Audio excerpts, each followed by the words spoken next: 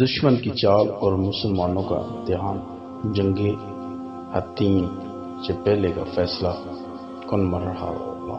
پیارے دوستو، جنگیں صرف تلواروں سے نہیں جیتی جاتی بلکہ جنگیں جیتی جاتی ہیں صبر سے، ہمت سے اور ایمان کی مضبوطی سے۔ اور جنگ حطیم سے پہلے مسلمانوں کو ایک ایسا امتحان پیش آیا کہ حوصلے، اعتداد اور قیادت سب کو پرکھ لیا۔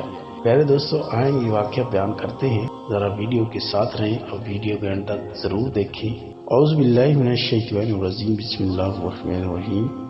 شروع اللہ کے نام سے جو بڑا مہربان اور نہایت ہی رحم کرنے والا ہے۔ پیارے دوستو، صلیبی لشکر اس وقت خود کو ناقابل شکست سمجھتا تھا۔ اس کے پاس بڑی فوج، بھاری ہتھیار اور یورپ کی مکمل مدد تھی، مگر ان کے دل میں ایک خوف بھی تھا، اور وہ خوف تھا سلطان صلاح الدین ایوبی کا نام۔ پیارے دوستو، صلیبیوں میں ایک شخص تھا جس کا نام تھا رینالڈ آف زیتون۔ یہ وہ انسان تھا جو نہ معاہدہ مانتا تھا اور نہ کسی حرم کا خیال رکھتا تھا۔ وہ مسلمانوں کی تجارت قافلوں پر حملے کرتا تھا، عورتوں اور بچوں تک کو نہیں چھوڑتا تھا۔ کئی بار امن کے معاہدے ہوئے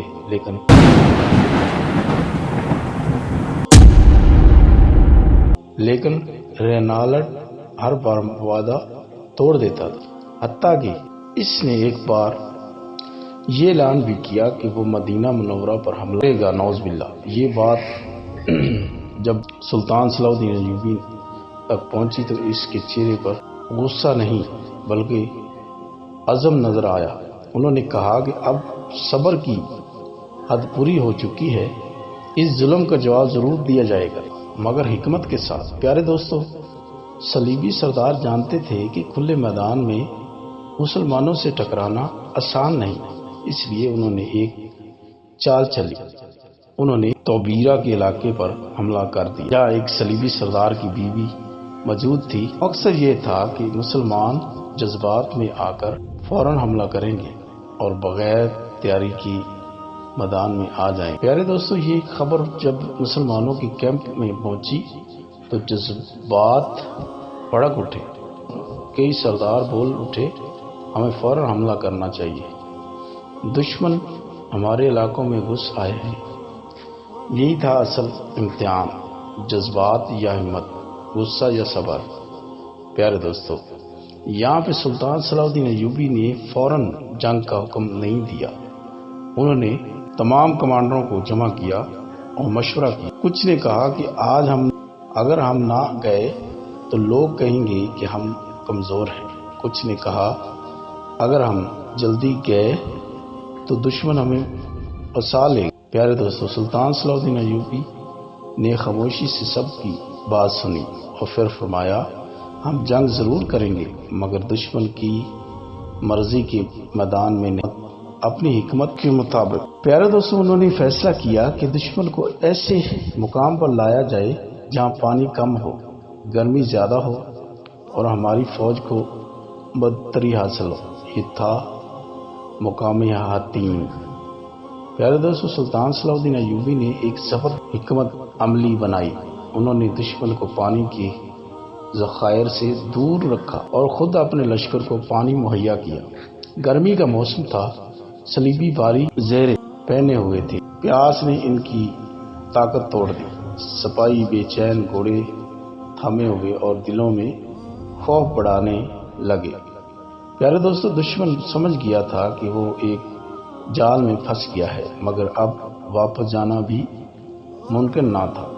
پیارے دوستو، لیکن امتحان صرف دشمن کا نہیں تھا، مسلمانوں کا بھی تھا۔ کئی سپاہی دیکھ رہے تھے کہ دشمن تکلیف میں ہے، دل چاہتا تھا کہ فوراً حملہ کر دے، لیکن سلطان کا حکم تھا کہ ابھی نہیں، صبر۔ پیارے دوستو، یہ صبر آسان نہیں ہوتا۔ جنگ کے میدان میں دشمن سامنے ہو اور پھر بھی رکنا پڑے، یہ صرف مضبوط ایمان والے ہی کر سکتے ہیں۔ مسلمان قیادت پر بھروسہ کیا، انہوں نے نظم و ضبط کو نہیں توڑا اور دوسری طرف صلیبی لشکر میں حالات خراب تھے۔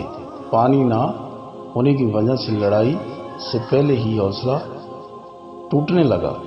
ان کے سردار آپس میں جھگڑنے لگے، کچھ کہتے کہ واپس چلیں، کچھ کہتے اب لڑنا ہوگا۔ ان کے دل میں یہ بھی تھا کہ اگر آج ہار گئے تو بیت المقدس کا راستہ کھل، خوف انہیں اندر سے ہی کھا رہا تھا۔ خان صلاح الدین ایوبی ہر لمحہ دیکھ رہے تھے کہ دشمن کب پوری طرح کمزور ہوتا۔ دوستو، جب انہوں نے محسوس کیا کہ اب وقت آ گیا ہے، تب انہوں نے حملہ کر دیا۔ انہوں نے حکم دیا کہ صفیں درست کرو، دلوں کو اللہ سے جوڑو اور فیصلہ کن لمحے کے لیے تیار ہو جاؤ۔ یہی وہ لمحہ تھا جہاں دشمن کی چال ناکام ہو گئی اور مسلمانوں کا صبر رنگ لے آیا۔ پیارے دوستو، یہ واقعہ ہمیں ایک بہت بڑا سبق دیتا ہے۔ حال پر فوراً رد عمل نہیں دینا چاہیے۔ قیادت پر اعتماد ضروری ہے، جذبات کی بجائے حکم سے فیصلے، اور سب سے بڑھ کر اللہ پر بھروسہ کبھی نہیں چھوڑنا چاہیے۔ پیارے دوستو، جنگ عطین صرف تلوار کی فتح پر نہیں تھی، یہ صبر، اطاعت اور حکمت عملی